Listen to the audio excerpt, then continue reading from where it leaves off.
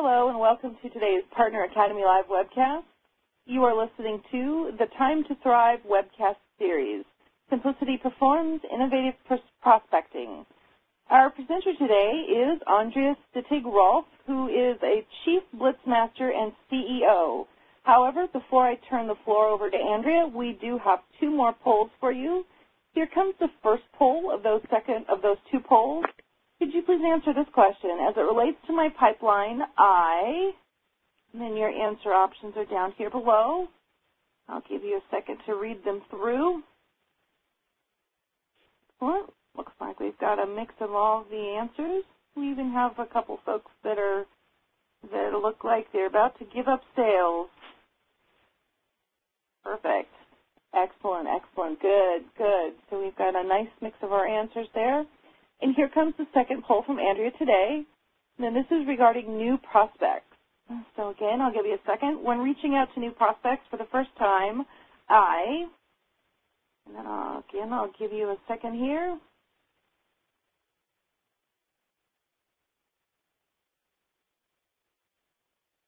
All right, good. Looks like we've got a nice mix of all the answers. The leaders, though, are folks who will talk to anyone with a pulse. Looks like that's our most popular answer today. Excellent. Thank you very much. So with that, it is my pleasure now, without any further delay, I will turn you over. Andrea, you now have the floor. Thanks, Debbie. Hi, everybody. I'm really excited to be here. And for those of you who will talk to anyone with a pulse, gosh, I'm glad you're on the phone now because we're gonna help find a better way to target your ideal clients. Before we jump into the content, though, I wanted to just kind of give you a brief overview of how I began my company 10 years ago. Kind of an interesting story. I was actually just sitting at my desk minding my own business in Seattle, was managing a team of sales folks for a data cabling company in Seattle and Washington. And the cool thing about that particular job is that my boss was out of Austin, Texas, and he didn't know what I was doing on a daily basis, nor did he care, frankly, as long as I was hitting the numbers. And he called one day out of the blue and said, "What is going on in the Northwest?" He said, "Your numbers are off the charts. I'm just looking at all of the regions across the country, and the Northwest is on fire. You know, what's happening?" And I said, "Well, I'm doing these blitz days. I'm getting the reps on the phone. We're scheduling appointments and filling the pipeline. I've got the vendors involved. We've got prizes. We just kind of make it a really fun event." And he said, "Well, keep up the good work because I can see the results in the bottom line." And I got off the phone with him, and I thought, why would I keep up the good work for him? This could be a business. I could do this full time.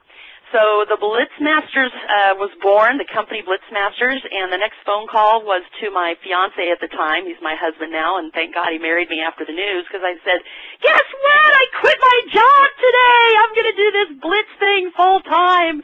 And he says, "What? You can't quit your job. We've been talking about getting married and buying a house. Are you crazy?"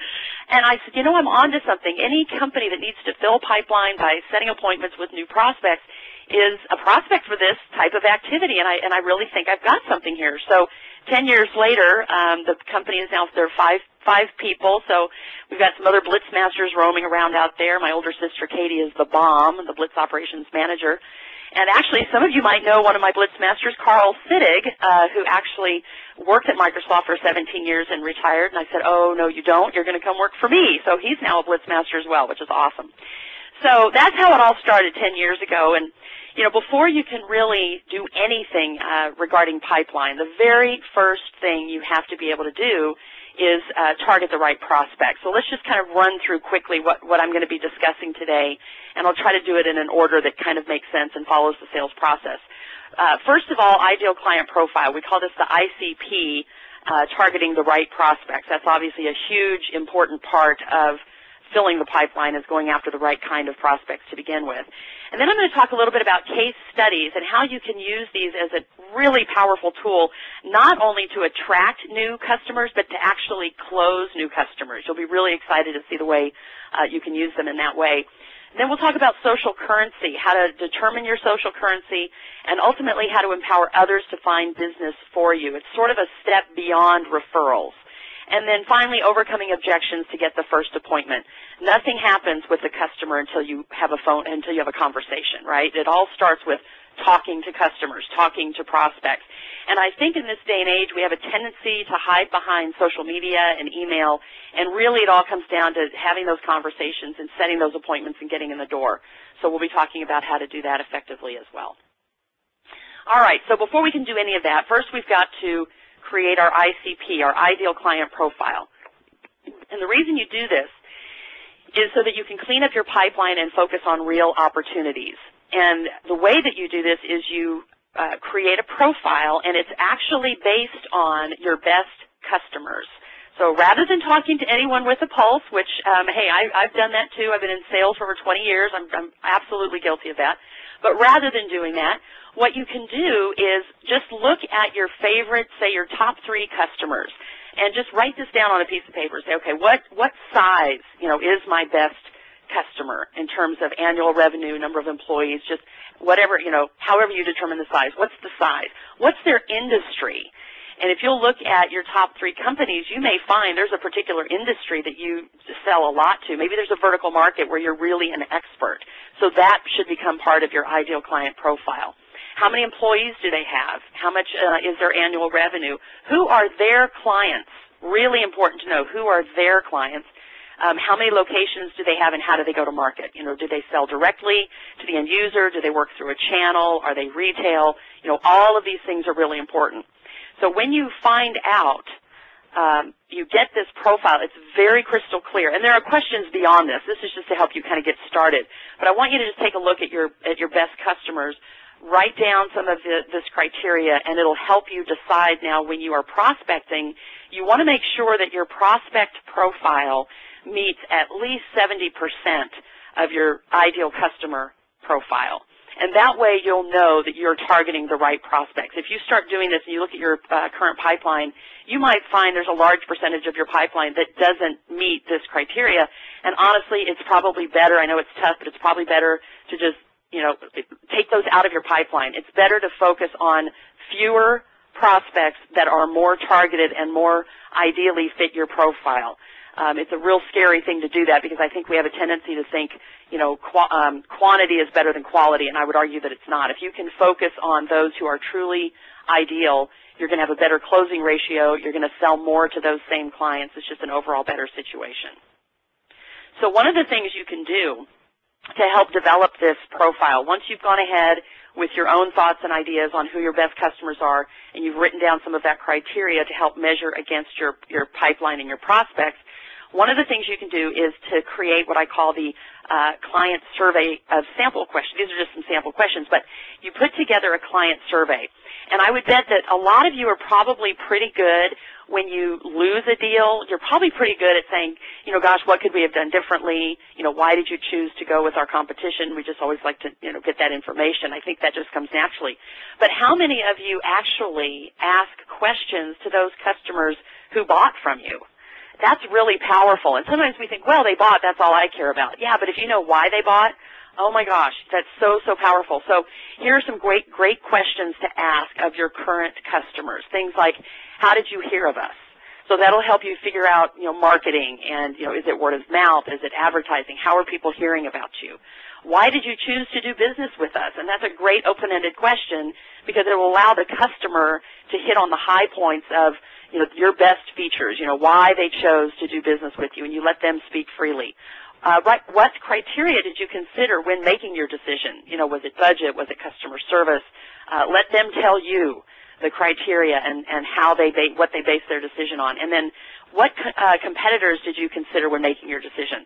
This will give you a great view into how you measure up against your competitors, which competitors you're seeing most often, which ones you're winning against, which ones you're losing against, all of that. So really great question to understand, who were the competitors that were considered, but then they chose you. So why would it be important to get your clients involved in this and helping you understand your ideal client profile? This is going to really help you learn where to find your ideal clients. And this is where things like vertical markets might come up, industry. You'll start to see a pattern of, industries that you sell to. Maybe you're just really an expert at schools or at, high-tech companies or retail, whatever it might be. And then you also will learn why the clients chose to do business with you. All of this information is so important because it can actually become a selling tool. Because when you're out prospecting, you can say to a new prospect, many of our clients tell us they choose to do business with us because, and then you sort of fill in the blanks based on the information you've received. Learn what their important decision-making criteria is. Again, if you start to see a pattern, that's how you can sell to the prospect because you have all this sort of inside information. Learn which competitors you're up against most often, and this will help you know how to sell against them. And then finally, leverage this information from the survey to gain new clients. Information is power, and this is just a fantastic way to collect it. But best of all, I'll tell you what happens as a result of this exercise and asking clients these questions. You will get incredible testimonials because what you're asking is things like, why did you choose to do business with us? What do you like most about us? They're questions that are going to get a positive response. And so once you've collected all of this really positive data and you understand why customers do business with you and what they've said, you can get back to them after they've given you all that information and say, hey, I wonder if you'd be willing to let us use this as a testimonial. And a lot of times they will. A lot of times they'll say, sure, you can put my name to it. Or if they don't want you to necessarily use it and name them, you can use it in a generic sense and say many of our customers choose to do business with us because, and then you can kind of use that information that you got from the survey. It's great if a customer say, yeah, go ahead, use my name. That's fantastic. But if not, again, you have the information, and it still is a testimonial in sort of a generic sense. All right, before we jump into the next section, let's do a quick poll. Can we go ahead and do a poll for the next case studies is the poll we want to do now. All right, folks, the poll question is up here. There you go. So I use case studies on a regular basis as a selling and or closing tool with prospects. Always, sometimes, never, or what's a case study? All right, there you go, Andrea. Looks like the votes are completed. Looks like the majority of folks have voted that they sometimes use case studies. Okay, we're going to get that up to always by the end of this. All right, so there we go, back to the deck. Thank you so much. All right, so I'm going to talk to you guys about how to write case studies, why you should use them to leverage existing clients to build new business. The neat thing about case studies is that when they're well written and concise, you will be able to leverage them as a really powerful marketing tool to attract new prospects, but also to close business. The reason that it's so important, I think, to use case studies as a tool for developing new business is that prospects care more about results than features or benefits or anything else. And especially in this day and age, and with the economy being the way it is, budgets are tight, if you can show a result or a return on investment and tell the story by using a case study, that's going to make customers feel really comfortable doing business with you. You want to make it easy for them to spend their money with you. And so by writing this case study, it's going to allow that to happen. And then really focus it on results. And the more specific the result can be, the better. We've saved our client over $40,000 a year. We've increased their productivity by 25%. Things like that. When you can put a dollar amount or a percentage along with that result, incredibly powerful. So I want to review the formula, some tips, and then some applications as it relates to case studies. So first of all, there's a formula, and this formula is going to help you stay on task and keep it really short. We really want to keep this to one page if at all possible. We know our customers, like us, have short attention spans, so we want to give them something that is going to get their attention and make it very easy for them to read and understand. So here's the basic formula. You start with the customer name at the top, the business challenge, maybe one sentence about their business challenge, the solution that you were able to provide for that challenge, the result of that solution, and then finally the testimonial. So these are the components for writing a case study, and you'll probably notice I keep saying you're going to write it. You're not going to ask your customer to do it. You are going to write it, and based on this formula, it'll be quite easy. So I'm going to give you just an example of how I've used this in my business, and then I'll go through some more detail on how you can do this in your business. So Hewlett-Packard is a client of mine, and so is Office Max as a result of this campaign that we did. And so I've named the customer. The challenge in this particular scenario was that, HP sells various products through Office Max to the end user, and due to the current economic climate, sales were down about 20%. So what we did was we actually challenged HP and Office Max to think about growing their business by being more proactive in their sales approach. So that was a challenge. And then the solution was that Blitzmasters created and implemented an HP-sponsored Blitz Experience campaign for Office Max's West Coast locations. The result of that solution was that 250 sales reps participated in 12 HP-sponsored Office Max Blitz days, setting over 1,400 new appointments with a 72% closing ratio and over $1 million in sales. So look at all these stats: 250 reps, 1,460 new appointments, 72% closing ratio, $1 million in sales. So see, all of these numbers, percentages, and ratios, that's what customers want to see. They want to see the metrics in terms of the result. And sometimes you need to be creative about that, but it's if and when possible, you want to use numbers and percentages as much as you can. And then I was able to get this fantastic testimonial from Archie Dove, who is the sales manager in Office Max in LA. Hewlett-Packard sponsoring this event will go a long way to improving the sales process.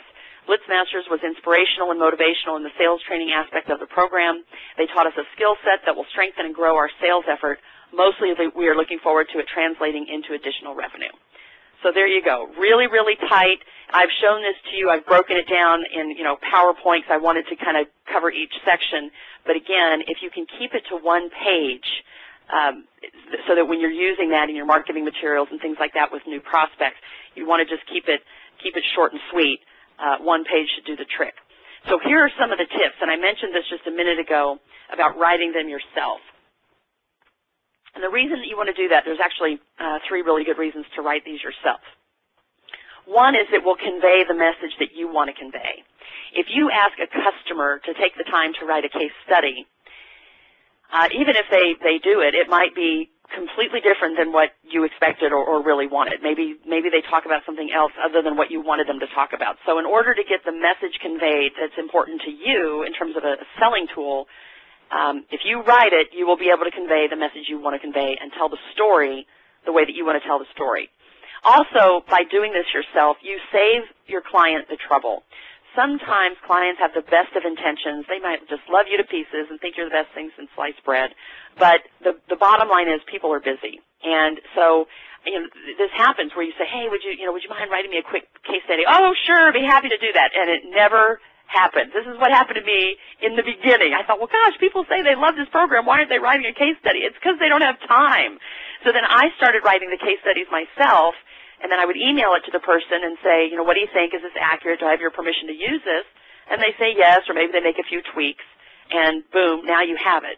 Much faster, again, faster turnaround is the last one here, much faster than if you had to wait for the customer to write it. So convey the message you want to convey, save the client the trouble, much faster turnaround if you'll go ahead and write them yourself. Now, once you've got your case studies written, you want to get them organized by industry, company size, and application. So if you get a lot of these, what's great is maybe you have some for small business or for large business, or maybe they're divided in geography, industry, company size, application, how did that customer use your solution, whatever you sell, how did they use it, how did it help them?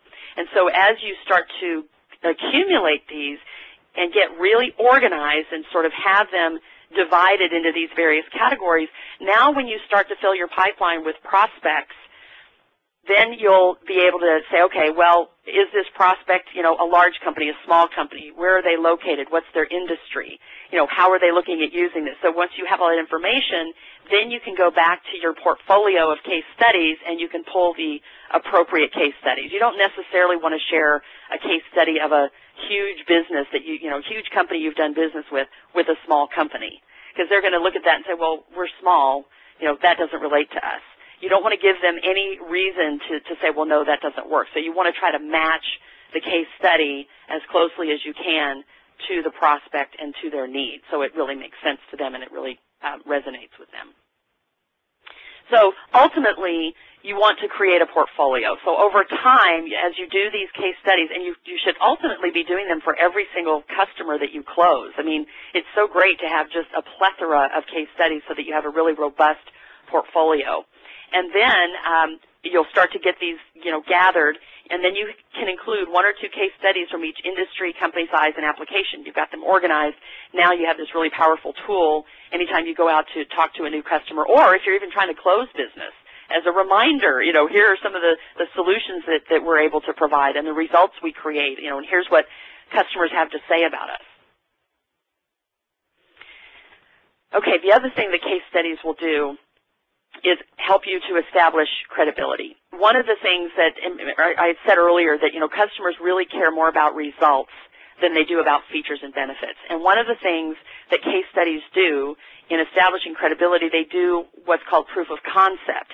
So if you are able to go out to a new prospect and say, here's a case study that we were able to put together based on a solution that we provided for a current customer, and, because you, Mr. Prospect, are also a small business in the Northeast and you're an IT company, and you match this profile, we've had success with the same profile as your company. So it just makes them feel comfortable that you're sort of an expert because, okay, you've worked with a company that's very similar to ours, you've created great results for them, it just stands to reason that you'll be able to create great results for us. So it gives them that proof and it gives you the credibility. And then once you've got your portfolio created, you can include your case studies in marketing materials, mailers, and on your website. It just becomes an everyday selling tool. And then you can also use them to overcome objections. So think about when you're out with customers, maybe even if you're on the phone, and somebody says, oh, you know what, I'm really not very interested in that.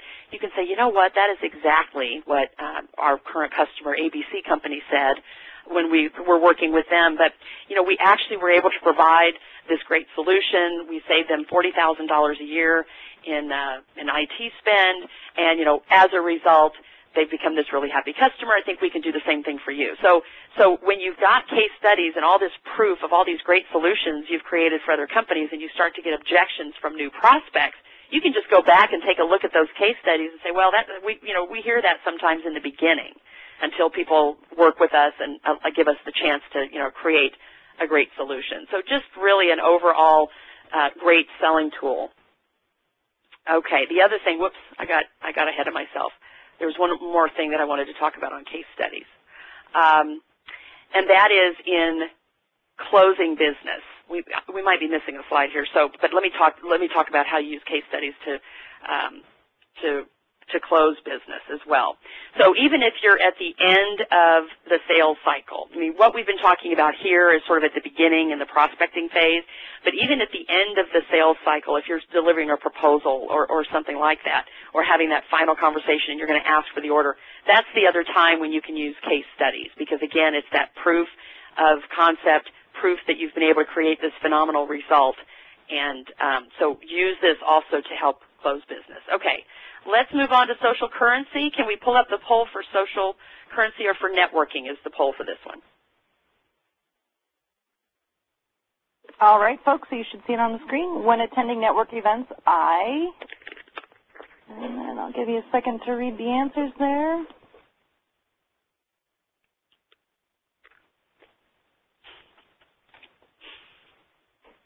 Very nice. It looks like we've got people who collect business cards. We've got most of them try to offer good leads. And we do have some folks who charm everyone with their sparkling personality. That's good to see. Nobody's standing in the corner. That's what I like. Exactly. Nobody's standing in the corner. That's what we wanted here. All right. Looks like the votes are done coming in for that one, Andrea, so I'll take you back to your deck. There you go. Okay, thank you. So let's talk about social currency and how this relates to networking. You may or may not be familiar with this term, but basically what social currency is, it's the value that you bring to your networking relationships. And I think that so often the way that we think about networking, it's very much give me, give me, give me. What can I get? You go to a networking event, everybody in the room is trying to get something from everybody else. You've got a whole bunch of people selling, nobody's buying. And so it creates sometimes a very frustrating sort of dynamic. And so I want to turn this on its head a little bit and say, instead of thinking about what you can get from somebody else, if you'll really turn that over and think, okay, well, what's the value that I bring to my networking relationships? How can I help other people? That is so much more powerful, because even if you're not even thinking of this as, well, I'm going to help somebody first and, hopefully they'll help me one day, you'd be surprised that that's actually what happens. But so I want you to just sort of think of this in a different way than maybe we're used to at a networking event. The next time you go to an event like this, or you're in a situation where you're getting referrals or trading referrals with somebody, the way that you spend your social currency is actually to give a lead first before asking for a referral. And so you really want to be honestly thinking about that other person. How can I help this other person? Who do I know in my social network that I could introduce them to that would really help them? And just think of it as giving first before asking for a referral in return. This is actually what I call bestow networking. You're sort of bestowing upon someone else something that's really going to help them. And maybe it's not even particular for business. It could be maybe someone's looking for a job and you know of a company who's hiring. Just in any sort of aspect, just thinking about helping that other person first. And paying it forward. It's sort of that idea that, if we all sort of paid it forward, it just kind of creates this positive energy. There's also something called the rule of reciprocity. And basically what that says is that when somebody helps us and is kind to us and is, gives something to us, it sort of creates this subtle, rule that, well, I should reciprocate. And I'm not saying that you go into it with the attitude of, look, I gave something to you and now you owe me. It's not about being entitled. It's just this is part of human nature, and this is what happens. This is what happens with the rule of reciprocity, is that when someone gives to us, we feel sort of a sense of obligation to then give back. So if you're out focused on others and giving out leads to them and referrals and introductions to them first, it will sort of create a little bit of an expectation that, gosh, I should really be keeping that person top of mind. Next time I come across a lead or referral, I want to be able to help that person that's helped me. And it may not happen immediately, but it will happen. And I've seen this in my own business where I've helped somebody and made an introduction, and it was so great for them that then I got a call a couple weeks later and they gave me 3 leads, for the one introduction that I made for them. And so it's just sort of a good way to do business, and over time you'll start to see a really huge impact on your pipeline and filling it with those new opportunities. And then the other great thing to do, and again, especially in this day and age of social media and email, one of a really nice touch that you can do that's just not done much anymore, but it really gets people's attention, is to send personal notes after networking events. And what you can do is, it's great if either you have a company branded, little note card that maybe has the logo on the outside and it's just blank on the inside, something like that. Or even if you personally, I think this is really neat, if you personally have your own personal notes, and maybe it has, your name on the front and it's blank on the inside. But the idea is keep these in your car, keep the note cards and envelopes and stamps in your car at all times, and then when you have left an event, go sit in your car for a few minutes and start writing out these notes and thanking the people that you've met, and tell them you look forward to working with them again or talking again.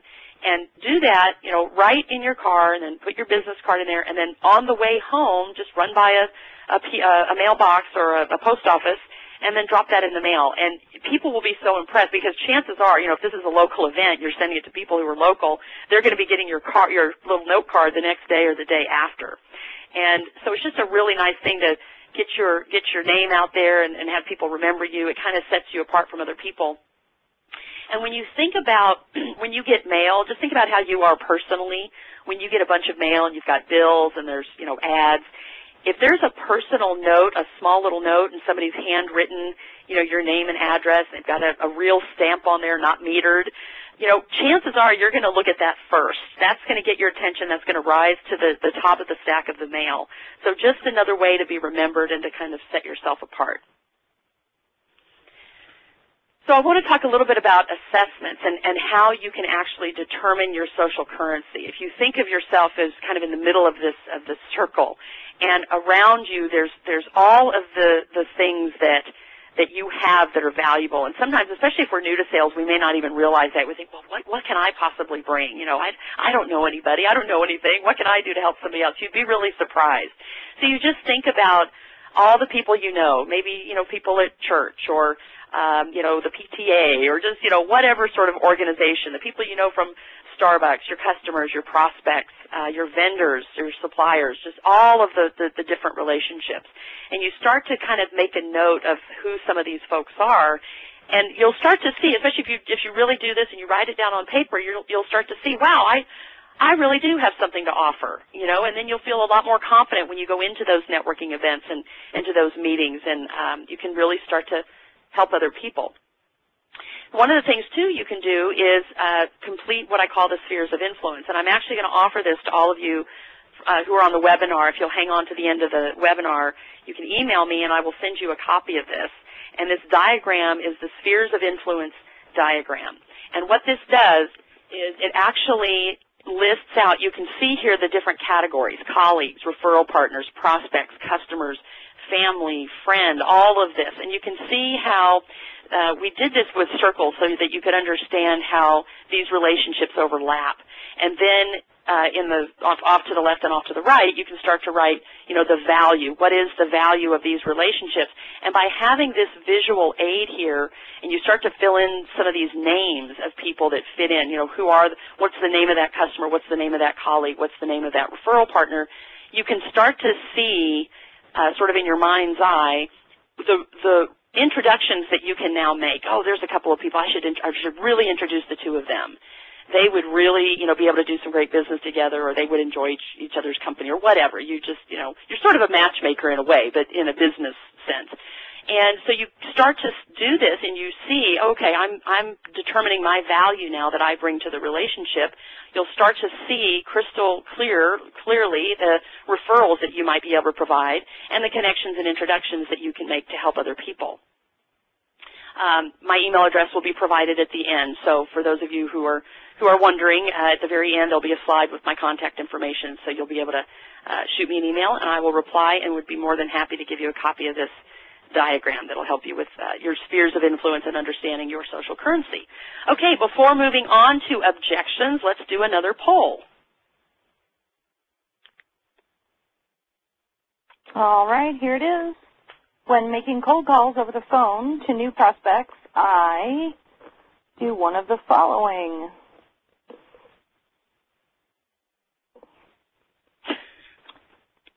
All right, looks like it's a tie. We've got actually the front runner are folks who listen to each objection. And we even have one awesome person who never gets any objections. Wow, I'm impressed. All right. We have a few that are too scared to pick up the phone to call a complete stranger, so they never have to deal with objections because they don't pick up the phone. I'm glad that's a small percentage. Yep, exactly. All right, looks like our votes are done, so I'm going to take you back to the deck. There you go. Thank you. Well, I'm glad to see that most of you listen intently to the objection and then overcome it, and it becomes an appointment. That's awesome. That's really what you want to do here.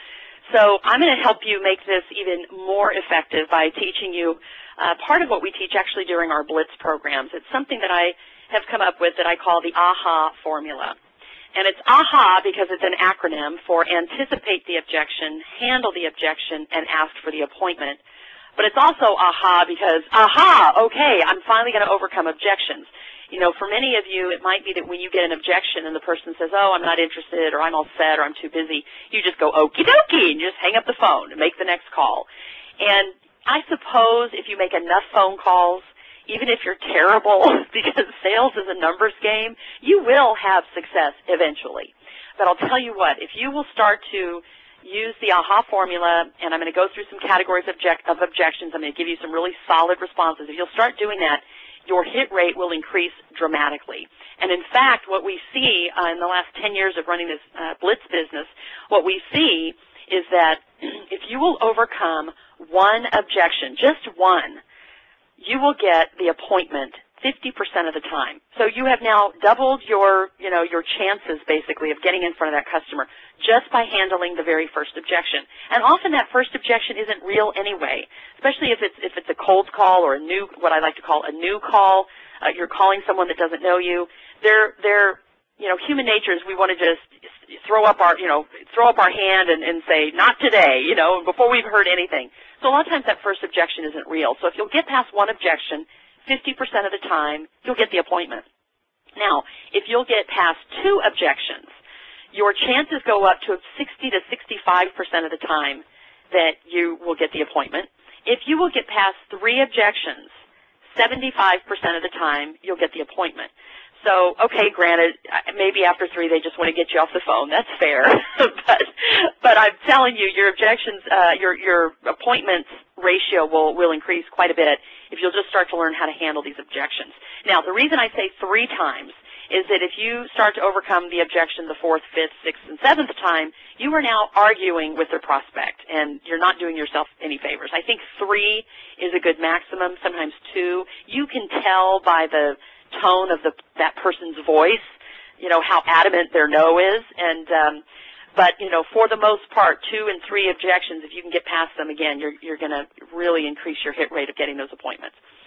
So I want to go through the 4 most common categories of objections. And again, this is when you're making that initial phone call, you're trying to set up an appointment to meet with that prospect in person. That's when you're going to hear these objections. This photo of this guy, I was trying to find someone who looked kind of mad and angry, but I realized he looks kind of creepy, so I apologize. It's the creepy guy. I don't really have any objections for creepy guys, but I do have some great responses for these particular categories of objections. So I'm not interested, probably the most common one that we hear. Any objection that you hear ever is going to fall into this category. We're all set. That's the next common one. Status quo. We like our current situation. We'd like our current vendor. We don't want to change. We like things the way they are. Bad experience. We once had a bad experience with your company. I'm going to actually tell you why that doesn't have to be a bad thing. You can actually, this can actually be a positive thing. I'm going to explain that in a minute. And then any objection or question. I actually have a great, what I call the wild card, that will help you with any objection or question that you might get. All right, so I'm not interested. You've asked for the appointment. The customer says, prospect, I'm not interested. So what you do here is, again, remember we talked about case studies. You talk about a current customer and the result you created. That's exactly what ABC Company said when I first called them. They've since become a customer. In fact, let me give you the script here. They've since become a customer, and as a result, they've saved $500 a month. Why don't we just get together? How's Tuesday at 10:15? Now, I'm going to talk just briefly about the appointment that I've asked for, Tuesday at 10:15. I think a lot of you are probably used to saying, hey, what works for you? And you just leave it totally open. It's really vague. That isn't the best way of asking for an appointment because, one, it kind of conveys that you're not busy, you have nothing going on, and you're just available whenever. That's not the thing that's not the message you want to send to a new prospect. It also, when you say, well, when are you free, that kind of puts the burden on the prospect. Now they've got to kind of figure out when they're available. It also gives them a few minutes to change their mind and not meet with you. So the next best thing here in asking for an appointment might be to say, well, how does Tuesday morning or Thursday afternoon work for you? That's a little more specific. You're giving them a choice. It's still not quite right. So what I really recommend, and this is what we teach in our program, how does Tuesday at 10:15 work for you? So you're being so specific that not only are you asking for a specific day, you're asking for what we call the quarter-hour technique, the quarter-hour appointment, 10:15. Not many salespeople ask for an appointment at 10:15. And sometimes what will happen is you'll get a laugh. The person will kind of laugh because they'll think you're like a doctor. You're so busy, you're like a doctor. You've got to have your appointments every 15 minutes. But it sets you apart from all of the other salespeople that are calling that prospect. The other thing that this does is it lets the prospect know, I'm busy, I have a schedule. Tuesday at 10:15 is what works for me. You actually make it easy for the prospect because now all they have to do is look at Tuesday at 10:15 on their calendar, and if that's not available, then the conversation becomes when you should meet, not if you should meet. And that's a much better conversation to have. So even if Tuesday at 10:15 doesn't work, then at that point you can say, okay, well, what's better for you? Then you can kind of go back and forth and try to figure out when to meet. And then finally, this is just a little bit of psychology. The other thing that is great about this 10:15 appointment is that it sort of conveys that, you know what, it's a short meeting, we're going to go until 10:30. Even if you're not saying that, that is the message that it's a 15-minute appointment, it's not a big commitment, I can go ahead and do that. So those are all of the reasons why I really recommend that when you ask for an appointment, you be very specific. Tuesday at 10:15, Wednesday at 3:45, things like that. So try that, the quarter-hour technique. And you'll notice that with each of these responses to these objections, all in the same breath as I'm responding to the objection, I'm asking for the appointment. You really don't even want to come up for air. You want to make that a very smooth transition from overcoming the objection to asking for the appointment. Okay, here's another common one. This is often the most difficult to overcome. We're all set. We like our current provider. We just signed a contract yesterday. We don't want to change. Anything that means status quo and we don't want to change from our current solution is we're all set. Even if they don't say the words, we're all set. So one of the best ways to overcome this is to say, great, who are you using now? Find out who their current vendor is. Do not bash the competition. That just makes you look bad. It also insults the decision of your prospect that they made this decision to go with your competitor. You don't want to insult them on the first call. And so you find out who they're using, and you might even say, oh, that's great. They do a terrific job. We can actually complement what you're doing with that vendor. We can strengthen that relationship. We can enhance your current solution. So these are all words, especially in the very beginning of the sales process, where at this point you're just trying to get your foot in the door. I mean, I understand that ultimately you'd like to sell them everything and you'd like to be the only vendor that they call on. I get that, but this is just getting in the door. This is just getting your foot in the door for that first meeting, to have that first conversation. And so all of these words are very, very soft, complement, strengthen. We can enhance your current solution. Why don't we just get together? How's Tuesday at 10:15? And this phrase, why don't we just get together? How's Tuesday at 10:15? Get that it sort of memorized. Now, you don't want to keep asking for Tuesday at 10:15. You'll double book yourself. But you get where I'm going with this appointment asking.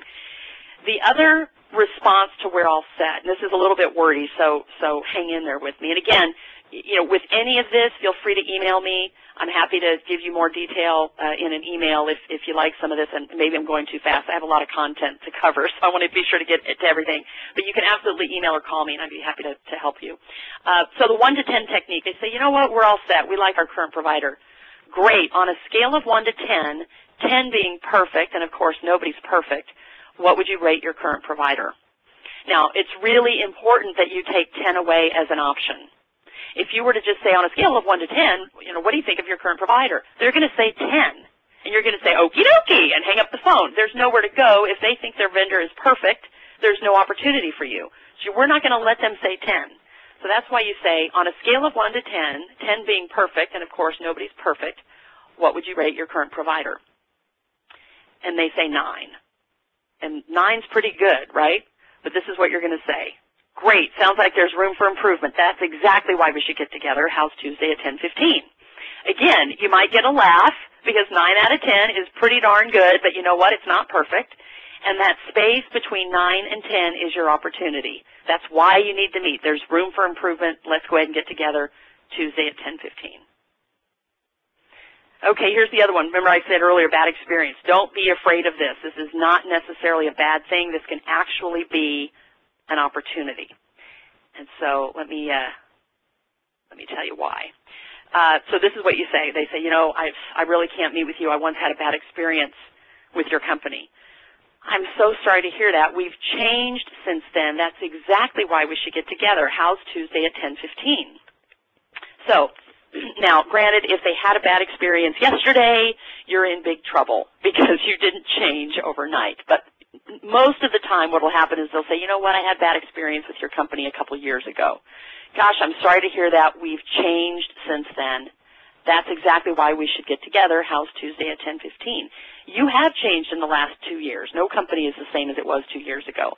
So this idea that you've changed it's a very compelling and motivating reason to get together. So what I want to avoid you doing is you don't want to get into what happened over the phone. Gosh, I'm sorry. Tell me all about it. What happened? What was your bad experience? Your whole day could be gone. You could now be putting out a huge fire. You want to save the meeting time as the time when you're going to have that conversation. gosh, sorry to hear that. Love to hear all about it. Why don't we get together Tuesday at 10:15? Save the venting time for that customer for the in-person meeting. Give them a reason to meet with you. So the reason I don't want you to be afraid of this bad experience objection is that, and I bet there are people on the phone that would completely agree with this, I bet many of you have incredibly loyal customers that started off having a bad experience. And you went in, and you're like Mighty Mouse. You saved the day. You went in, you made everything better again, and from then on, they are completely loyal. And it's because customers don't expect their vendors to be perfect. They just want to know that when something goes wrong, you're going to fix it. You're going to handle it. You're going to make it right. And when customers have that kind of confidence in you, they will just be so loyal, and they'll give you business all day long because they know if anything goes wrong, it's going to be taken care of. So don't be afraid of the bad experience objection. It's actually a huge opportunity. This is what I was just talking about. They don't expect their vendors to be perfect. They want to know the problems are handled, and the best loyal customers come from those that you helped and that you fixed whatever the problem was. Okay, finally, any objection or question? This is the wild card. I know you're going to think I'm crazy if you don't already. That's okay. Any objection or question? The response is, that's exactly why we should get together. How does Tuesday at 10:15 work for you? Now, the key to this working is the way that you say it. You've got to say this with confidence. That's exactly why we should get together. How does Tuesday at 10:15 work for you? If you say it with confidence, the person on the other end of the phone is going to think, okay, well, gosh, sounds like we really need to meet. But you can't say it like this.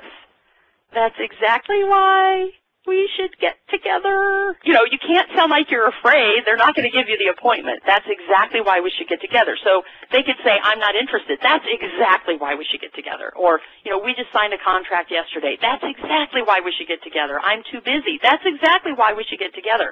And just to prove my point, I'm just going to share a quick story about how well this works. During a blitz that I did several years ago for actually an office furniture company in Bellevue, Washington, the reps had gone out. They were making their calls. They were filling the pipeline, you know, setting up appointments, and then they came back into the room so we could kind of debrief and talk about how it went. And this guy, Bruce, is laughing and shaking his head. And I said, what happened? He goes, well, this lady told me that I don't see any reason why we should meet. And I said, that's exactly why we should get together. And he got the meeting.